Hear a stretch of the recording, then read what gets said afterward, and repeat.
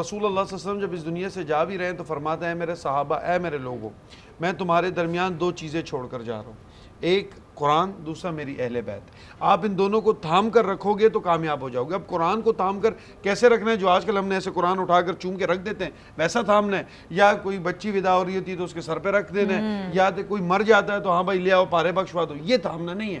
تھامنا قرآن کو مقصد یہ ہے کہ قرآن کو پڑھنا، اور قرآن کو صرف ثواب کے لیے نہیں پڑھنا بلکہ اس سے گائیڈنس حاصل کرنا۔ یہ زندہ کتاب ہے، زندہ مسائل کا حل نکالتی ہے۔ It's a living book for a living people, not a dead for dead people نا۔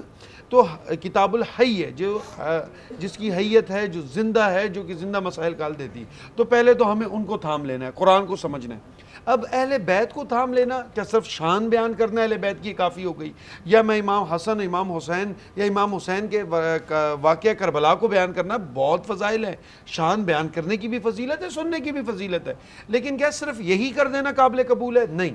علماء فرماتے ہیں کہ یہ نام کیوں لیے گئے؟ بات یہ ہے کہ قرآن اور اہل بیت کو کیوں تھامنا ہے؟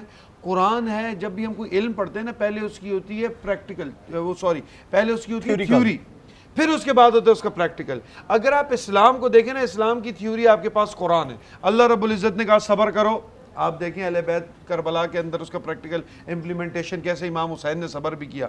قرآن ہمیں کہتا ہے کہ اللہ کے حضور سجدہ کرو، اگر آپ سجدہ دیکھیں تو کربلا سے بڑا سجدہ کسی کا نہیں۔ اور اسی طرح امام حسن کا سجدہ دیکھیں، جب ان کے والد کو 19 رمضان المبارک کو جو آنے لگا ہے ضرب لگی، تو اسی جائے نماز پر جہاں والد کا خون بہ رہا ہے، اسی جائے نماز پر امام حسن نے نماز فجر مکمل کی حضرت علی کی جگہ پر۔ وہ ہمیں دکھتا ہے قرآن جو بات ہمیں بتاتا ہے وہ ہمیں سیرت اہل بیت کے اندر وہ دکھتی ہے، تو وہ اس کی پریکٹیکل امپلیمنٹیشن ہے۔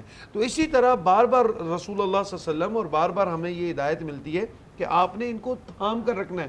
تھام کے رکھنے کا مطلب یہ ہے کہ اس کو اپنی زندگی کے اندر داخل کرنا ہے، اپنی روٹین ایلیمنٹس کے اندر داخل کرنا ہے۔ صرف باتیں نہیں کرنی کہ حضرت امام حسن کی سیرت میں بیان کر دوں لیکن کردار ہمارا یزیدی صفوں والا ہو، ہم بات تو حسینی کر رہے ہیں لیکن کردار یزیدی ہو، یہ معاملہ نہیں۔ میں ایک اور بات اس میں کہنا چاہوں گا، دیکھیں آج ہمارا یزیدی فوج یا یزید سے کیا اختلاف ہے؟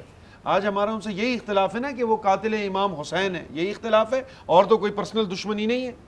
لیکن امام حسین کو یزیدی فوج سے کیا اختلاف تھا؟ کیا تب تک تو قتل نہیں ہوتے؟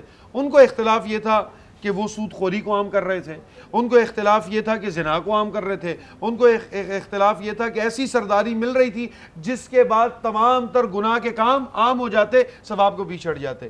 آج دیکھیں، آج ہم بات تو حسینی کرتے ہیں لیکن ہمارے اندر وہ یزیدی صفتیں آ رہی ہے نہیں آ رہی؟ آج ہم وہی اوصاف پر چل رہے نہیں چل رہے؟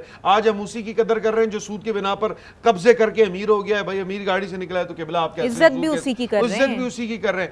جس کے خلاف امام حسین نکلے تھے ہم اس نظریے پر ہیں، نظریے پر نہیں ہے، لیکن گالیاں ہم ان کو دیتے ہیں۔ تو بات یہ ہے یہاں کردار حسین پر بھی بات ہو، جب کردار حسن کی بات ہو تو ہمیں اپنے اندر وہ کردار بھی لانا ہے، اپنے اندر اس شخصیت کو اجاگر بھی کرنا ہے، ایکچوئل امپلیمنٹیشن بھی۔ اور کس نے کہا نا کہ وہ رنج بپارا ہے زر کیوں نہیں جاتا، یہ کشکول ہوس ہے تو یہ بھر کیوں نہیں جاتا، جب روح سے کہتے ہو لبیک حسینہ دربار میں کیوں جاتے ہو سر کیوں نہیں جاتا۔ جب ہم بات کرتے ہیں تو پھر ہم بات تو کرتے ہیں لیکن کردار کی بات نہیں کرتے۔ اور امام حسن کے لیے میں ایک بات کہوں گا کہ زبر کے بعد زیر ہوتا ہے، زبر کے بعد زیر ہوتا ہے، شیر کا بیٹا بھی شیر ہوتا ہے۔ بالکل جی، بات یہ بڑی امپورٹنٹ اس وجہ سے بھی ہوتی ہے کہ ہم لوگ، میں خود اس بات کو مانتا ہوں کہ ہم لوگ جب بات کر رہے ہوتے ہیں تو ہمارے اندر ایک جذبہ بھی جاگ جاتا ہے۔ ہم ایسا نہیں ہے خدا نخواستہ محبت نہیں کرتے اللہ سے، رسول سے، محمد سے، لیکن ہم